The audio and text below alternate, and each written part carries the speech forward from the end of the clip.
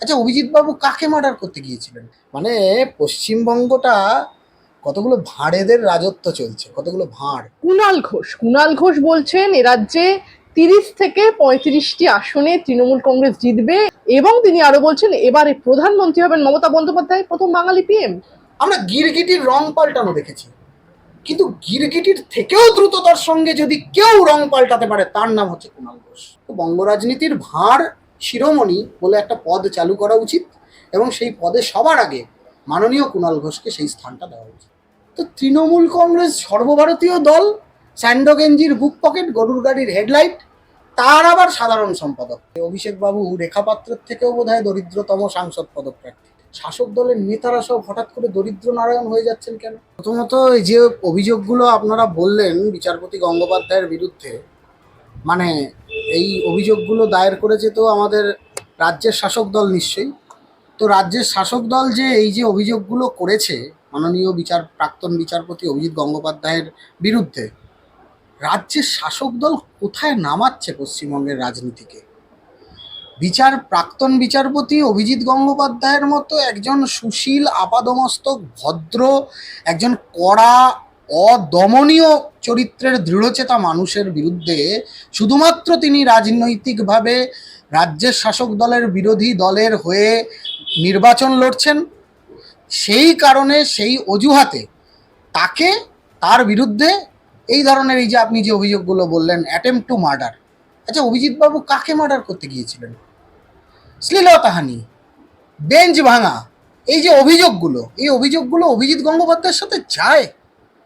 মানে রাজ্যের শাসক দল তৃণমূল কংগ্রেস, তারা রাজনৈতিক স্ট্র্যাটেজিগত কোনো সিদ্ধান্ত নিতে না পেরে সিদ্ধান্তহীনতায় ভুগে একজন বিচারপতি, প্রাক্তন বিচারপতি, যার রায়, যুগান্তকারী রায়তে এই শাসক দলেরই ঘুম উড়ে গিয়েছিল, সেরকম একজন মানুষকে কলুষিত করার জন্য অযথা একটা মিথ্যা অভিযোগ। এবার আপনার যে প্রশ্ন, সেই প্রশ্নের উত্তরে আসি। দেখুন, অভিজিৎবাবু তো একজন বিচারপতি ছিলেন দীর্ঘদিন পর্যন্ত, কয়েক মাস আগে পর্যন্তও তিনি বিচারপতি ছিলেন। তো স্বাভাবিকভাবেই কলকাতা মহামান্য উচ্চ ন্যায়ালয়, হাইকোর্টে যারা যারা বিচারপতিরা রয়েছেন তারা সকলেই তার কলিগ। তো স্বাভাবিকভাবেই তারা যেই এই মামলার দায়ভার নিন না কেন, বা যাদের এজলাসেই এই মামলার ভার ন্যস্ত হোক না কেন, প্রত্যেকেই কোথাও না কোথাও একটা পক্ষপাতিত্ব দোষে দুষ্ট হবেন, এই ভয় থেকে হয়তো তারা মামলা থেকে সরে দাঁড়াচ্ছেন। এছাড়া তো অন্য কোনো কারণ থাকতে পারে না, তাই না? মোবাইল ফোন পুকুরে ফেলে চর্চায় জামিন পেলেন বড়য়ার বিধায়ক জীবন কৃষ্ণ। বলবেন? কি বলবো বলুন তো। জীবন কৃষ্ণ প্রথমে বাড়ির পাঁচিলে উঠেছিল রেড চলাকালীন, তারপরে মোবাইল ফোন ফেলে দিয়েছিল পুকুরে। আমি গিয়ে তো তার বাড়ির ওই পুকুরও দেখে এসেছি, যে পুকুরে তিনি, ঐতিহাসিক পুকুর। মানে পশ্চিমবঙ্গটা কতগুলো ভাঁড়েদের রাজত্ব চলছে, কতগুলো ভাঁড়। মানে যাদের আপাদমস্তক দুর্নীতি আর দুর্নীতির মোড়কে মোড়া একটা সরকার, যে সরকারের একজন বিধায়ক, তিনি নিজেও দুর্নীতিতে আপাদমস্তক যুক্ত, তিনি আজকে জামিন পেয়েছেন, সেই বিষয় নিয়েও প্রশ্ন করছেন, আর আমাকে সেটার উত্তর দিতে হচ্ছে। এর থেকে দুর্ভাগ্য বোধহয় আর কিছু হতে পারে না। কি বলবো, নো কমেন্টস। মহারাজ, রাজ্যের বিভিন্ন স্তরে বিভিন্ন জায়গায় আমরা দেখছি সাধারণ মানুষ রাজ্যের পুলিশের হাতে নিগৃহীত।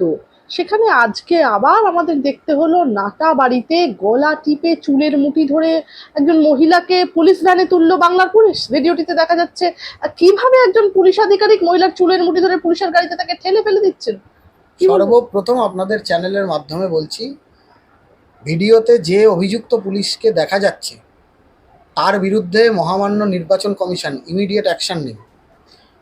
এই পশ্চিমবাংলার পুলিশকে, পশ্চিমবঙ্গের 34 বছরের বামপন্থী শাসন চলাকালীন এরা বামপন্থী পুলিশ ছিল, আজকে এরা চটি পুলিশ হয়েছে, হাওয়াই চটির দাসত্ব করতে করতে।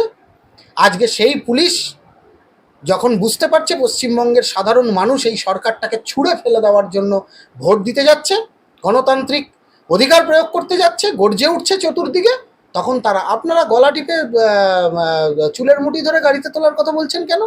আপনাদের মনে পড়ছে না এই মাসখানেক আগে, 1 বছরও হয়নি বোধহয়, করুণাময়ীর কাছে যারা যোগ্য শিক্ষকেরা, চাকরি প্রার্থীরা, বা যারা গ্রুপ ডি স্টাফেরা, তাদেরকে কিভাবে পুলিশ কামড়ে দিয়েছিল? পশ্চিমবঙ্গে দক্ষিণ কলকাতা জেলার বিজেপির একটা র্যালি চলাকালীন সেখানে যুব মোর্চার সভাপতি সুভাষ বরকে দক্ষিণ কলকাতার তাকে জিপে তোলার সময় পুলিশ কামড়ে দিয়েছিল, আঁচড়ে দিয়েছিল। তা কলকাতা পুলিশ বা পশ্চিমবঙ্গ পুলিশ মডেলটা তো সেই অনুপ্রাণিত পুলিশ। তো এই অনুপ্রাণিত পুলিশের কাছ থেকে কি আশা করবেন? এরা অতীতে, আমি আপনাদেরকে আগেও বলেছি, বামপন্থী পুলিশ ছিল, আজকে এরা হাওয়াই চটির দাসত্ব করছে। আমি আপনাদেরকে বলছি, আগামী দিনে যখন পশ্চিম বাংলা জুড়ে গৈরিক সূর্যোদয় হবে, এরাই তখন গেরুয়া পুলিশ হবে। তখন দেখব এই দুর্নীতিতে যারা মদত দিয়েছেন, সেই সময় যে সমস্ত আজকের যারা অভিযুক্ত পুলিশ অফিসাররা, যারা রাজ্যের সরকারের দলদাসত্বের নমুনা হিসেবে কাজ করছেন, এক একটা নমুনা হয়ে ঘুরে বেড়াচ্ছেন, তারা তখন কোথায় মুখ লোকান, আমিও সেটা সেদিন দেখব। শ্লীলতাহানি, বেশ কয়েকদিন ধরে এই শ্লীলতাহানি রাজ্যপালকে নিয়ে রাজনৈতিক চর্চা যখন তুঙ্গে, সেরকমই একটি মুহূর্তে শ্লীলতাহানি বিতর্কের মাঝে নতুন করে অস্বস্তি বাড়ল রাজ্যপালের। তার বিরুদ্ধে পুরনো একটি অভিযোগের তদন্ত রিপোর্ট নবান্নে জমা করলো কলকাতা পুলিশ।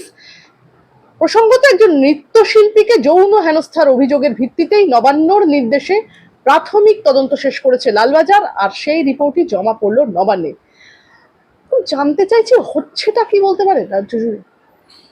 প্রথম কথা হচ্ছে, পশ্চিমবঙ্গের বর্তমান শাসক দল, তাদের পক্ষে যারা, তাদের প্রতি একরকম, আর তাদের বিপক্ষে যারা বা কোনো কারণে তাদের প্রতি অনাস্থা রয়েছে, অসূয়া রয়েছে, বা তাদের কৃতকর্মের কারণে, তাদের কাজের কারণে বিরোধিতা করছেন যারা, তাদের প্রতি একরকম মনোভাব পোষণ করেন, অর্থাৎ একটা বিমাতৃসুলভ মনোভাব পোষণ করেন। ভারতবর্ষের সংবিধান যদি আপনি দেখেন, সেখানে একটা অনেকগুলো রাজনৈতিক দল রাজনৈতিক নির্বাচনে অংশগ্রহণ করে। সেই রাজনৈতিক দলের মধ্যে থেকেই ভারতবর্ষের প্রধানমন্ত্রী নির্বাচিত হন, রাজ্যের মুখ্যমন্ত্রী নির্বাচিত হন, বা তারা হন।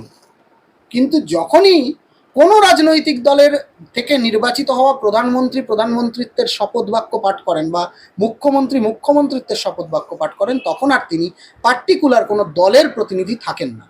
হ্যাঁ, তিনি একটা দল থেকে নির্বাচিত হন, এটা নিশ্চিত, কিন্তু যখন তিনি প্রধানমন্ত্রীর আসনে বসেন, সেই আসনটাতে তাকে নিরপেক্ষ দৃষ্টিভঙ্গি, বা মুখ্যমন্ত্রীর আসনে বসেন, তাকে একটা নিরপেক্ষ দৃষ্টিভঙ্গি দিতে হয়। কিন্তু পশ্চিমবঙ্গের সব কিছুই পশ্চিমবঙ্গের ক্ষেত্রে উল্টো। রাজ্যের প্রশাসনিক দণ্ডমুণ্ডের কর্ত্রী মাননীয় মুখ্যমন্ত্রী মমতা বন্দ্যোপাধ্যায়, তার আমলে এত দুর্নীতি, এখন যেটা হটকেকের মতো চতুর্দিকে ছড়িয়ে পড়ছে মিডিয়ার কারণে, আপনাদের কারণে, সংবাদ মাধ্যমের কারণে, এই যে আপাদমস্তক দুর্নীতি। এই কয়েকদিন আগে সন্দেশখালির ঘটনা ঘটেছে, সন্দেশখালি নিয়েও আপনারা দেখিয়েছেন, সব নিউজ চ্যানেলগুলো দেখিয়েছে সন্দেশখালিতে কি হয়েছে। একটা 10 বছরের কাছাকাছি দীর্ঘদিন সেখানে কি অমানবিক একটা অরাজক পরিস্থিতি ছিল। একজন তথাকথিত সেখানকার দামাল ছেলে বা বাঘ, যিনি এখন বেড়াল হয়ে কান্নাকাটি জুড়ে দিয়েছেন বিভিন্ন জায়গায়, তাকে কাঁদতে দেখা যাচ্ছে। ছেলের কপালে স্নেহচুম্বন করতে গিয়ে তিনি কাঁদছেন, স্ত্রীকে দূর থেকে চোখ মারতে গিয়ে কেঁদে ফেলছেন। তো স্বাভাবিকভাবে এই যে তথাকথিত অনুপ্রাণিত বাঘেরা, এই বাঘেরা তো পশ্চিমবঙ্গে সর্বত্র ছড়িয়ে আছে। সর্বত্র ছড়িয়ে থাকা এই যে বাঘেদের যিনি প্রশাসনের, তিনি বলেছিলেন একসময়, আমি গুন্ডা কন্ট্রোল করি, তো তার মাথায় তো ক্রিমিনাল বুদ্ধি বেশি থাকবেই না। গুন্ডা কন্ট্রোল করতে গেলে গুন্ডামির বুদ্ধি মাথায় থাকতে হবে। তো সেই গুন্ডামির বুদ্ধি মাথায় নিয়ে উনি যে কাজ আজকে করছেন, দেখুন, রাজ্যপাল কি করেছেন কি করেননি এ বিষয়ে আমি যাচ্ছি না, কারণ আমি ব্যক্তিগতভাবে রাজ্যপাল কি করেছেন বা কখন কি ঘটেছে তার প্রত্যক্ষদর্শীও নেই, বা সেই বিষয়ে মন্তব্য করার আমি কেউ নই। কারণ রাজ্যপাল হচ্ছেন রাজ্যের সাংবিধানিক প্রধান। রাজ্যের সাংবিধানিক প্রধানের বিরুদ্ধে আদৌ কি অভিযোগ করা যায়, আমি আপনাকে প্রশ্ন করছি। একজন সাংবাদিক হিসেবে আপনি কি ভারতবর্ষের সংবিধান কি আমাদের সেই অভিযোগ করার অনুমোদন দিয়েছেন? এই অভিযোগটা যে করা হয়েছে, এই অভিযোগটা কাকে করা হয়েছে? পুলিশের কাছে। রাজ্যপালের বিরুদ্ধে অভিযোগ করার এখতিয়ার কি কলকাতা পুলিশ বা লালবাজারের আছে? সেটা আগে বুঝতে হবে। তো স্বাভাবিকভাবেই স্লিপ অফ টাং যেমন হয়, যেমন মাননীয় মুখ্যমন্ত্রী হরিচাঁদ ঠাকুর গুরুচাঁদ ঠাকুরকে রঘুচাঁদ গরুচাঁদ বলতে গিয়ে জিভ কেটে ফেলেছিলেন, যেমন মাননীয় মুখ্যমন্ত্রী নন্দিকেশ্বরী করে দিয়েছেন বলে নান্দিকেশ্বরী বলে ফেলেছিলেন, যেমন স্লিপ অফ টাং ওনার হয়, তেমনি করে ওনার স্মৃতিভ্রম হচ্ছে, ওনার এখন বুদ্ধি বিভ্রম হচ্ছে। হয়, শাস্ত্রে আছে বিনাশকালে বিপরীত বুদ্ধি, তো বিনাশকালে ওনার বিপরীত বুদ্ধির উদয় হয়েছে। রাজ্যপালের বিরুদ্ধে অভিযোগ থাকলে সরাসরি সেটা মহামান্য সুপ্রিম কোর্টে যাওয়া যেতে পারতো। ভারতবর্ষের সাংবিধানিক প্রধান যিনি, দেশের সাংবিধানিক প্রধান যিনি, মহামহিম রাষ্ট্রপতির কাছে সে অভিযোগ করা যেতে পারতো। তো সেই অভিযোগগুলো প্রপার ওয়েতে না করে শুধুমাত্র রাজ্যপাল পশ্চিমবঙ্গ সরকারের দুর্নীতির বিরুদ্ধে আওয়াজ তুলছেন বলে, কিংবা তার রাজভবনে বসে পঞ্চায়েত ভোটের সময় কন্ট্রোল রুম খুলছেন বলেই কি এই প্রতিহিংসা? আমি কেমন একটা প্রতিহিংসার গন্ধ পাচ্ছি এর মধ্যে। তো আমি এই বিষয় নিয়ে আর কোনো আলোচনা করতে চাই না। বাংলার মানুষ, জনতা জনার্দন, তারা সবটাই দেখছেন, তারা সবটাই খুব সুন্দরভাবে পুঙ্খানুপুঙ্খভাবে বুঝতে পারছেন। মমতা বন্দ্যোপাধ্যায় রাজ্যপালকে উদ্দেশ্য করে বলছেন, রাজভবনে লাটু বাবু বসে আছেন, রাজ্যপালকে ইস্তফা দিতে বলা উচিত প্রধানমন্ত্রী, তিনি বলছেন। কি বলবেন? মমতা ব্যানার্জি আগে নিজেও ইস্তফা দিন না। একজন মহিলা মুখ্যমন্ত্রীর রাজত্বে যখন সুজানের ধর্ষণ হয়, তখন তিনি বলেছিলেন শরীর থাকলে যেমন জ্বর ব্যাধি হয়, তেমন মাঝে মধ্যে ধর্ষণও হতে পারে। ওনার সাংসদ কাকুলি ঘোষ দস্তিদার বলেছিলেন মেয়েটার একজন খদ্দেরের সাথে খদ্দের ধরা নিয়ে সমস্যা হয়েছে। হাঁসখালির মেয়েটা যখন ধর্ষিতা হচ্ছে, তখন হাঁসখালির মেয়েটার অবৈধ প্রণয়ের কথা বলছেন। কে বলছেন? রাজ্যের প্রশাসনিক প্রধান মুখ্যমন্ত্রী। তার মুখে বড় বড় কথা মানায়? যে মুখ্যমন্ত্রীর রাজত্বে তার অনুপ্রাণিত জীব, তথাকথিত তার আদরের বাঘ, বিধানসভায় দাঁড়িয়ে যাকে তিনি সমর্থন করেছেন, সেই শেখ শাহজাহানের যিনি জননী বা জন্মদাত্রী, সেই মুখ্যমন্ত্রীর কথা এইসব মুখে এইসব বড় বড় কথা ভাষণ দেওয়া সাজে?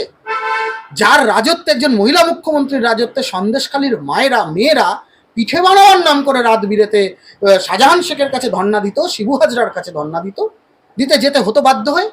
যে মহিলা মুখ্যমন্ত্রীর রাজত্বে একটা প্রত্যন্ত গ্রামে কার বাড়িতে সুন্দরী বউ এসেছে, নবপরিণীতা বধূ, তাকে তুলে নিয়ে যাওয়া হতো পার্টি অফিসে, যতক্ষণ না তাদের ইচ্ছা, ভোগের ইচ্ছা মিটত।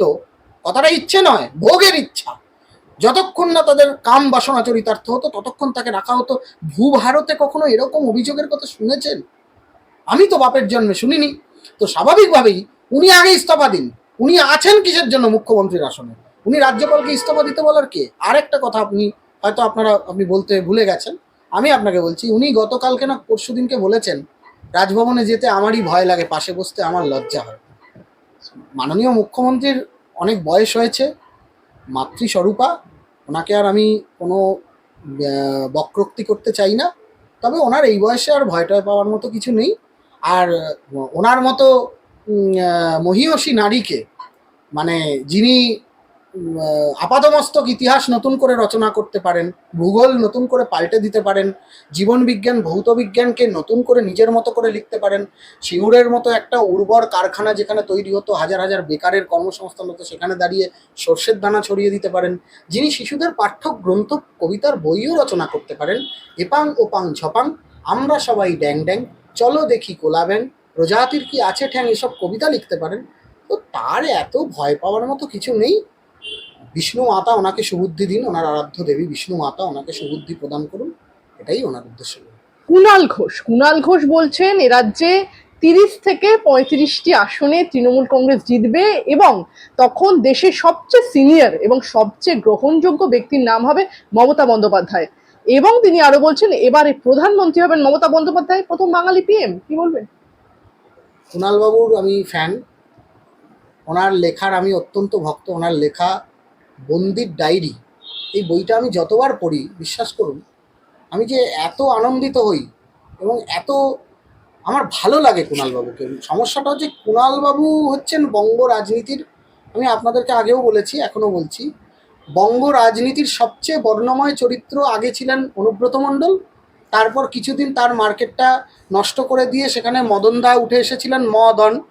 তারপরে মদন মিত্রের পরে এখন সেই জায়গাটা তো দেখুন, খালি স্পেস তো থাকে না, না সবসময় প্রকৃতির নিয়মে একটা করে খালি স্পেস তৈরি হয় এবং সেই খালি স্পেসের মধ্যে একজন গিয়ে সেই জায়গাটাতে স্থান অলঙ্কৃত করে। আমরা কুণালবাবুকে নিয়ে আলোচনা করছি না। আচ্ছা, কুণালবাবুর গত হপ্তাহ 2-3 আগে কি হয়েছিল বলুন তো? হঠাৎ করে স্টার ক্যাম্পেনারের তালিকা থেকে বাদ পড়ে গেলেন, হঠাৎ করে রাজ্য সাধারণ সম্পাদকের পদ থেকে বাদ পড়ে গেলেন, নিজেই মিডিয়া হাউসগুলোকে ফোন করে ইন্টারভিউ দিলেন, চোখের জল মুছলেন, আবার তার সাথে সাথে এটাও বললেন যে বর্তমান রাজ্যের যে সরকারটা চলছে, এখনো পর্যন্ত যে শিক্ষা দুর্নীতি, এসএসসি টেট প্রাইমারির কেলেঙ্কারির যিনি মূল মাথা, মূল অভিযুক্ত, তিনি এখনো গ্রেপ্তার হননি, তিনি এখনো মন্ত্রিসভার মধ্যেই মাননীয় মুখ্যমন্ত্রীর সঙ্গে স্থান অলঙ্করণ করছেন। আবার এখন কুণালবাবু এই কথা বলছেন।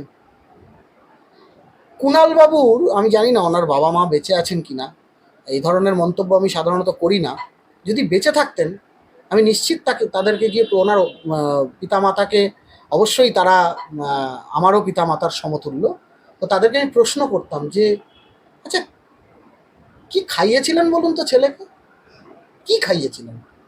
আমরা গিরগিটির রং পাল্টানো দেখেছি, কিন্তু গিরগিটির থেকেও দ্রুততার সঙ্গে যদি কেউ রং পাল্টাতে পারে তার নাম হচ্ছে কুণাল ঘোষ। আর ঠিক এই কারণের জন্য আমি জানি না আগামী দিনের ইতিহাস কি হবে, তবে বঙ্গ রাজনীতির গোপাল ভাঁড় তো দেশাত্মবাদী, জাতীয়তাবাদী, রাষ্ট্রবাদী একজন চরিত্রের মানুষ ছিলেন, যিনি মহারাজা কৃষ্ণচন্দ্রকে বলেছিলেন যে ব্রিটিশের সঙ্গে অন্তত হাত মেলাতে যাবেন না, সিরাজউদ্দৌলাকে পরাস্ত করার জন্য দেশীয় শক্তিদের সহযোগিতা নিয়ে আপনি সিরাজউদ্দৌলার বিরুদ্ধে সংগ্রাম করুন। তো এর থেকেই বোঝা যায় গোপাল ভাঁড়ের দূরদর্শিতা। কিন্তু ভাঁড় শব্দটা কেন? তিনি রসিক চূড়ামণি ছিলেন, তিনি লোককে হাসাতেন, এন্টারটেইন করতেন। তো বঙ্গ রাজনীতির ভাঁড় শিরোমণি বলে একটা পদ চালু করা উচিত, এবং সেই পদে সবার আগে মাননীয় কুণাল ঘোষকে সেই স্থানটা দেওয়া উচিত। প্রধানমন্ত্রীকে মাছ খাওয়ার আমন্ত্রণ জানালেন মুখ্যমন্ত্রী মমতা বন্দ্যোপাধ্যায় বলছেন, মোদি বাবু আপনি খেয়ে একটু দেখুন না স্বাদটা কেমন, খেয়ে দেখবেন, তৈরি করে দেবো, কথা দিচ্ছি কাউকে দিয়ে করাবো না, নিজে রান্না করবো। কি বলবেন? এগুলো এগুলো অপ্রাসঙ্গিক কথা। প্রত্যেকটা স্থান হিসেবে, প্রত্যেকটা জলবায়ু আবহাওয়ার কারণে খাদ্যাভ্যাস মানুষের পরিবর্তিত হয়। আমাদের বাংলাতে মৎস্যাহারটা যত বেশি গ্রহণযোগ্য, শাস্ত্রবিহিত, বা মৎস্যাহারের প্রতি আমরা যতটা আকৃষ্ট, আপনি উত্তর ভারত বা মধ্য ভারত বা দাক্ষিণাত্যে অতটা আপনি পাবেন না। হ্যাঁ, আজকাল সবাই কম বেশি খান। তো প্রধানমন্ত্রী কি খাবেন কি খাবেন না সেটা তো মমতা বন্দ্যোপাধ্যায় ঠিক করে দেবেন। প্রধানমন্ত্রী কি বলেছেন মমতা বন্দ্যোপাধ্যায়কে যে আপনি নিরামিষ খান? উনি একটা মানে আচ্ছা আমদানি করার চেষ্টা করছেন, শুধুমাত্র মমতা বন্দ্যোপাধ্যায় না, তৃণমূল কংগ্রেসের সবাই, টপ টু বটম, তারা একটা আচ্ছা বিষয় আমদানি করার চেষ্টা করছেন যে বিজেপি সরকার এলেই কে কি খাবে কে কি পড়বে এটা তারা ঠিক করে দেবে। বিজেপি সরকার এলেই তুমি কোন ধর্মের মানুষ নাও সেটা ঠিক করে দেবে। আরে ভাই, কোনো বিজেপির একটা নির্বাচনী ইস্তাহারে বা ভারতবর্ষের বর্তমান প্রধানমন্ত্রী acting prime minister Narendra Damodar Das মোদিজির ভাষণে কোথাও ডেভেলপমেন্ট, মা বোনের ওপর অত্যাচারের বিরুদ্ধে গর্জন ছাড়া এই ধরনের কুটকচালি, ঘরোয়া কলতলার ঝগড়া, মাননীয় মুখ্যমন্ত্রী তো তার ভাষণ শুনলে তো মনে হয় সেই কলতলার ঝগড়া, বাসন মাজা নিয়ে আশপাশের বাড়ির দুজন মহিলার মধ্যে ঝগড়া হলে যেরকম হয় সেরকম ভাষায়, কদর্য ভাষায় যে ভাষাটা প্রয়োগ হয় সেই ভাষায় উনি কথা বলেন।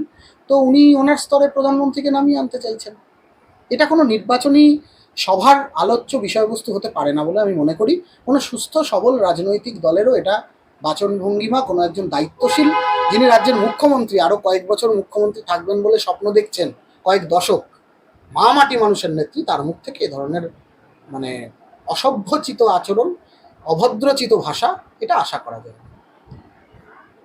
দীর্ঘ কয়েক মাস যাবৎ যে জায়গাটি নিয়ে মূল রাজনৈতিক তরজার কেন্দ্রবিন্দুতে যে জায়গা, সেই সন্দেশখালীতে এবার দেখা গেল সন্দেশখালীর মহিলারা যেভাবে তৃণমূল নেতাকে ধরে মারধর করলেন। কি বলবেন, জল কি এখন অনেক দূর গড়াবে? শুনুন, আমি তো মাতৃসাধক, মায়ের উপাসক। আমরা ছোটবেলা থেকে বাঙালি হিন্দুরা আমরা মা দুর্গাকে দেখেছি 10 হাতে দশপ্রহরণ ধারিণী, মহিষাসুরকে বধ করেছে। আমরা মা কালীকে দেখেছি খড়গধারিণী, হাতে নরমুণ্ড ধারণ করে আছেন। দেবী আদ্যাশক্তি মহামায়া দুর্গা সপ্তশতী চণ্ডীতে বলছেন একাদশ অধ্যায়ে দেবতাদেরকে, স্ত্রীয়া সমস্তা সকলা জগৎস, এই জগতের সকল স্ত্রী হচ্ছে আমার অংশ সম্ভূতা। সন্দেশখালীর মায়েরা যে আদ্যাশক্তি মহামায়ার অংশ সম্ভূতা হতে পারেন এবং বিচারের বাণী দীর্ঘদিন নীরবে নিভৃতে বাঁচতে বাঁচতে আজকে যে দেওয়ালে পিঠ থেকে যাওয়ার পরে সাধারণ মানুষ যে হাতে অস্ত্র তুলে নিতে পারে, আইন তুলে নিতে পারে, প্রশাসনের রক্তচক্ষুকে অগ্রাহ্য করে নিজেদের সব পিছু টানকে অস্বীকার করে শাসক দলের বিরুদ্ধে যুদ্ধ ঘোষণা করতে পারে, তার জন্য আমি আপনার চ্যানেলের মাধ্যমে করজোড়ে নতমস্তকে সন্দেশখালীর মাতৃশক্তিকে প্রণাম জানাচ্ছি। জল অনেক দূর এগোবে না, জল এগিয়ে গেছে, জল গড়িয়ে গেছে। এর পরিণতি, যুদ্ধের পরিণতি, যুদ্ধ জয়ের মধ্যে দিয়ে সমাপ্ত হবে এবং সন্দেশখালীর মা বোনেরা তাদের অত্যাচারের প্রতিভূকেই বসিরহাট লোকসভা থেকে নির্বাচিত করবেন তারপর আপনারা দেখবেন সন্দেশখালীর অনুপ্রেরণা আর উন্নয়ন কাকে বলে। চড়াম চড়াম ঢাক সন্দেশখালীতে কারা বাজাবেন, আর সেই ঢাকের বাদ্যি কাদের পিঠে পড়বে সেটাও সময় বলবে।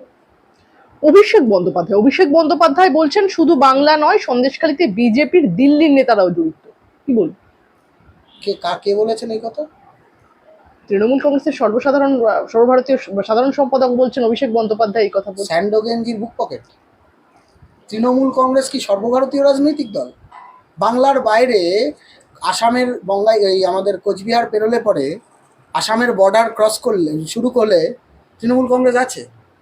বিহার ঝাড়খণ্ডে তৃণমূল কংগ্রেস আছে, আর বাংলাতেও তো তৃণমূল কংগ্রেস নেই। আপনি দেখুন, বাংলাতে যদি তৃণমূল কংগ্রেস থাকতো তাহলে ইউসুফ পাঠানের মতো লোককে নিয়ে এসে বহরমপুর লোকসভাতে প্রার্থী করতে হতো। কীর্তি আজাদ খায় না মাথায় দেয় কোথাকার কে, তাকে নিয়ে এসে প্রার্থী করতে হতো। শত্রুঘ্ন সিনহা বিজেপির লালিত পালিত পোষ্য, তাকে নিয়ে এসে আজকে ভাড়া করা প্লেয়ার নিয়ে এসে আজকে আসানসোল থেকে দাঁড় করাতে হতো। তো তৃণমূল কংগ্রেস সর্বভারতীয় দল, স্যান্ডোগেঞ্জির বুক পকেট, গরুর গাড়ির হেডলাইট, তার আবার সাধারণ সম্পাদক, যার কোনো পশ্চিমবঙ্গের রাজনীতিতে কোনো আন্দোলন নেই, পশ্চিমবঙ্গের রাজনৈতিক পালাবদলে যার কোনো ভূমিকা নেই, তার সম্পর্কে আমি আলোচনা করব? এতটা খারাপ দিন আমার আসেনি। প্লিজ এই ধরনের প্রশ্ন করবেন না। দিনের পর দিন তার সম্পত্তির বহর নিয়ে নানা জল্পনা করেছেন আপনারা, নানা ধরনের কটাক্ষ করেছেন, এমনকি বিভিন্ন সভামঞ্চ থেকে এ নিয়ে আপনারা নানান কথা বলেছেন। তবে এবারের হলফনামায় দেখা গেল তার সম্পত্তির পরিমাণ, তাতে দেখা গিয়েছে তা তো তৃণমূলের একাধিক বুথ স্তরের নেতারাও দেখে লজ্জা পাবে। অভিষেক বন্দ্যোপাধ্যায়ের নামে কোনো গাড়ি বাড়ি স্থাবর সম্পত্তি কিচ্ছু নেই, তার অস্থাবর সম্পত্তির অঙ্ক মাত্র 1,26,20,204 টাকা। হলফনামা তাই বলছে। কি বলবো? পৃথিবীতে এমন অনেক ঘটনা ঘটে যার কোনো ভাষায় প্রকাশ করা যায় না, যার কোনো উক্তি হয় না। মানে আমার তো কেন জানি না মনে হচ্ছে অভিষেকবাবু রেখা পাত্রের থেকেও বোধহয় দরিদ্রতম সাংসদ পদপ্রার্থী। আমি জানি না। তাহলে শান্তিনিকেতনটা কার? আমাদের কলকাতার বুকে হরিশ চ্যাটার্জি স্ট্রিটে এতগুলো যে প্লটের কথা গণশক্তি পত্রিকায় বছরখানেক আগে সুজন চক্রবর্তীরা লিখেছিলেন, তথ্য প্রমাণ দিয়ে, প্লট নাম্বার দিয়ে, যার বিরুদ্ধে অভিষেকবাবু কিংবা তার দল ন্যূনতম একটা মহামান্য কলকাতা উচ্চ ন্যায়ালয়ে একটা ডিফরমেশনের মামলা একটা করতে পারলেন না। তো সেই অভিষেকবাবুর যখন বাড়ি গাড়ি কিছুই নেই, আমি জানি না মানে কি হচ্ছে পশ্চিমবঙ্গের রাজনীতিতে। এত ত্যাগী মানুষ, বাড়ি থেকে বেরোলে 10,000 পুলিশ, বাড়ি থেকে বেরোলে পরে হেলিকপ্টার, তার কোনো বাড়ি নেই গাড়ি নেই। কি জানি, আমার বিশ্বাস করতে একটুখানি অসুবিধাই হচ্ছে। চিমটিকেটা দেখতে হবে যে আমি স্বপ্নের জগতে আছি না সত্যে বিচরণ করছি। রুজিরা বন্দ্যোপাধ্যায়, অভিষেক বন্দ্যোপাধ্যায়ের স্ত্রী, তিনি তার সম্পত্তির খতিয়ান যেখানে দিয়েছেন সেখানে বলা হচ্ছে যে রুজিরা বন্দ্যোপাধ্যায়ের সোনা ও রূপো রয়েছে 45,70,382 টাকা। কি বলবো? ইনি কি সেই বিমানবন্দরে ধরা পড়েছিলেন সোনা নিয়ে আসতে গিয়ে? আপনি কি এনার কথাই বলছেন? জানি না, হতে পারে, হয়তো দরিদ্রতম পরিবার তো। মাননীয় মুখ্যমন্ত্রী পায়ে হাওয়াই চটি পরেন, তাঁতের শাড়ি পরেন, হাতে আবার আইফোন লেটেস্ট ভার্সান ব্যবহার করেন। যে চশমাটা পরেন নিন্দুকেরা বলে সেটার দামও কয়েক লক্ষ টাকা, চটিটাও বলছে ওটা হাওয়াই চটি, কিন্তু ওটা বাইরে থেকে আমদানি করা কয়েক লক্ষ টাকার। তাঁতের যে শাড়িটা পরেন সেটাও বলছে 22,000 টাকার। জানি না কি হচ্ছে পশ্চিমবঙ্গে বলুন তো। শাসক দলের নেতারা সব হঠাৎ করে দরিদ্র নারায়ণ হয়ে যাচ্ছেন কেন? এটা আমার বড় দুশ্চিন্তা হচ্ছে যে এই পশ্চিমবঙ্গ আমাদেরকে, এই বঙ্গ রাজনীতি আর কি প্রহসন দেখাবে।